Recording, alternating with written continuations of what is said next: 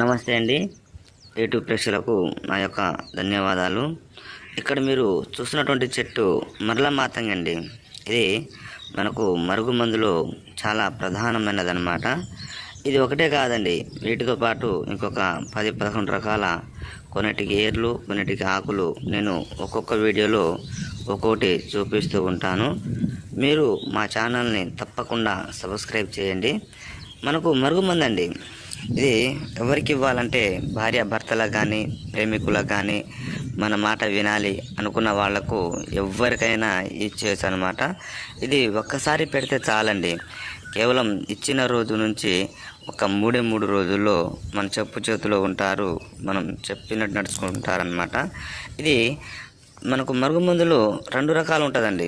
మనకు కడుపు పెట్టేది చికెన్లో, మటన్లో, జ్యూస్లో, స్వీట్లో, అలా ఏ కర్రీస్లో అయినా ఇవ్వచ్చు అనమాట.